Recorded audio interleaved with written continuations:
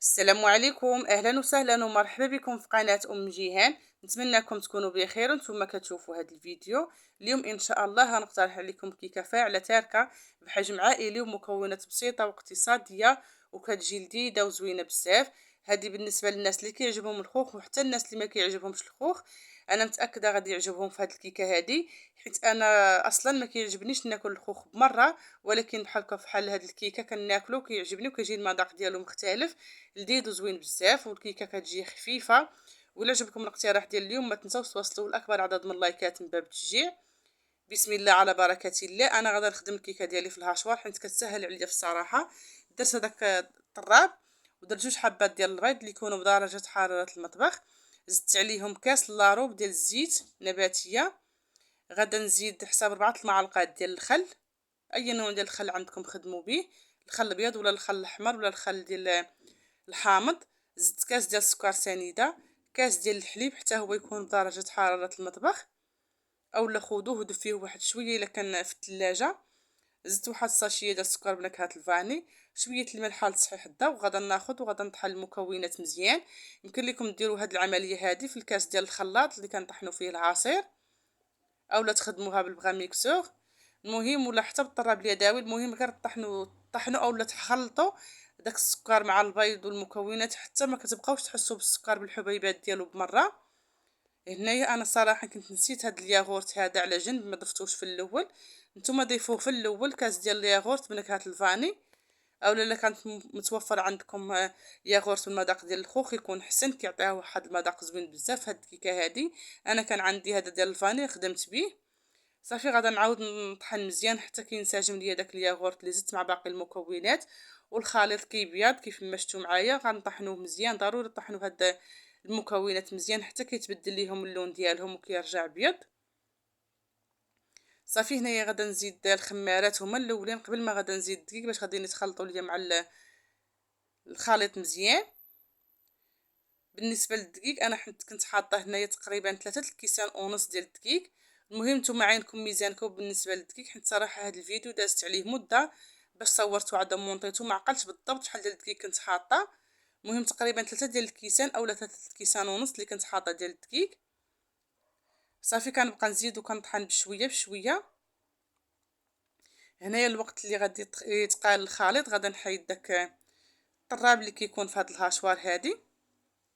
صافي وغادا نزيد الكميه ديال الدقيق كيف ما قلت لكم، الكميه على حساب البيض واش الحجم ديالو كبير او لا. صافي وغادا نكمل الخدمه ديالي غير بالطراب اليدوي بهذه الطريقه هذه.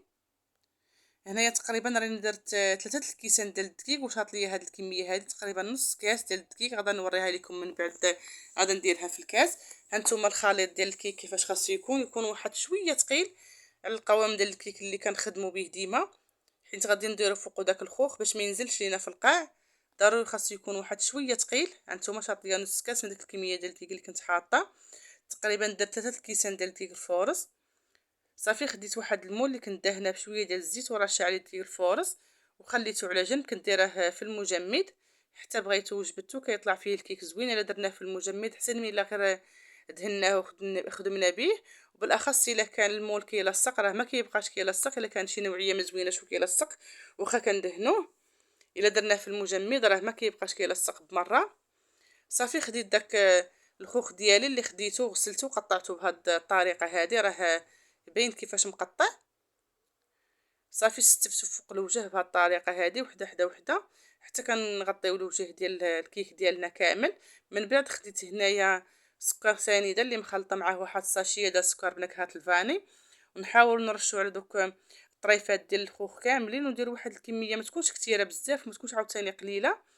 المهم راه الفيديو شارح نفسه مزيان، كما كتشوفوا الكميه ديال السكر اللي كنهز.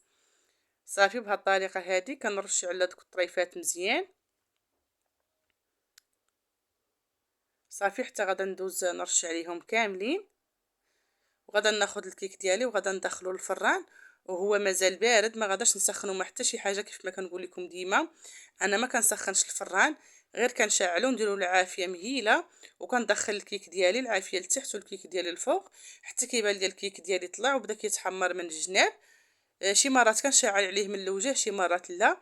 بالنسبه لهاد الكيكه هادي انا شعلت عليها غير واحد شويه من الفوق حتى خدت اللون من الفوق، وكنشوفوا داك الخوخ مع داك السكر تعسلوا صافي كنطفي عليهم. طفيت عليها وخليتها تقريبا واحد 5 دقائق في الفران، عاد خرجتها. وتحسبوا ضروري 30 حتى ل 35 دقيقه من بعد ما كتدخلوا الكيكه ديالكم للفران. عاد يمكن لكم تحلوا عليه، عاد يمكن لكم تشوفوها واش طابت ولا لا. ما تحلوش عليها قبل ما تدوز 30 او 35 دقيقه باش ما تنزلش ليكم. صافي انا هنايا ديما وليتها كيف ما شفتوا معايا كيفاش كتجي خفيفه وكتجي هشيشه وكتجي رطبه، والحجم ديالها كيفاش كيما شفتوا معايا راها كتجي بحجم عائلي، كتجي طالعه وخفيفه وزوينه بزاف. صافي هنايا خديت ودهنت عليها واحد شويه ديال العسل، غير كميه اللي هي قليله ما تكتروش باش ما تشربوش لداك العسل وتجينا معجنه. وحتى بالنسبه للحلاوه غادا تجيكم حلوه بزاف الا كثرتوا السكر، عفوا كثرتوا العسل في الدهين. يمكن لكم تدهنوها حتى بشويه ديال الناباج، يمكن لكم تاكلوها غير هكا كتجي زوينه في الصراحه. صافي هنايا من بعد غادا ناخذ وغادا نزينها بشويه ديال كاوكاو ايفيلي اللي خديته وحمرته في المقله، غادا نزين به من الوجه. وإلا وصلتوا حتى لهذا المقطع هذا ومازال ما درتوش ليا لايك ومازال ما خليتوش تعليق، نتمنى تخليو ليا اللايكات ديالكم، حيت بفضل اللايكات ديالكم فيديو كيطلع وكيقترحوا يوتيوب وكيتفرجوا فيه ناس كتار. الله يجازيكم بخير ويفرحكم كيف ما كتفرحوني صراحه. والله الا كنضرب بحال هكا كنخدم بزاف على هاد الفيديوهات هادو، كنقدم لكم شي حاجه اللي هي مضمونه 100%، وما كنلقاش واحد التشجيع، ما كنلقى لا اللايكات ديالكم ولا التعليقات باش تشجعوني ونعطيكم وصفات اكثر اللي اقتصاديه وبسيطه ومضمونه 100%. الله يجازيكم بخير ويفرحكم وينجح لكم وليداتكم ويعطيكم كل ما ناويين في خاطركم، خلي لكم صحيحتكم. المهم هنايا بعد ما درت داك كاوكاو ايفيلي زدت واحد الحبيبات ديال الشوكولاط. نتوما تزينوا يمكن لكم تزينوا باش ما بغيتو، اولا كيف ما قلت لكم تخليوها غير بداك الخوخ كتجي في الصراحه لذيذه وزوينه بزاف. انا هنا غادا نقطعها معكم واخا مازال ما بردتش مزيان، والكيك كيف ما كتعرفوا من الاحسن تخليوه حتى كيبرد تماما عاد تقطعوه، حيت كيبان القوام ديالو حسن. انا هنايا على حساب التصوير قطعتها وهي مازال شويه دافيه، ومن التقطيعه كيف ما كنقول لكم راه الكيكه كتبان واش خفيفه واش مدقصه واش كيف دايره من الداخل. من التقطيعه راها باينه بالزربه، كتقطعينا بالزربه كينزل فيها الموس وكتبان مفشفشه وخفيفه. ها نتوما كيفاش كتجي من الداخل. والمذاق ما نعاودش لكم، بغيتكم في الصراحه تجربوها على حسابي.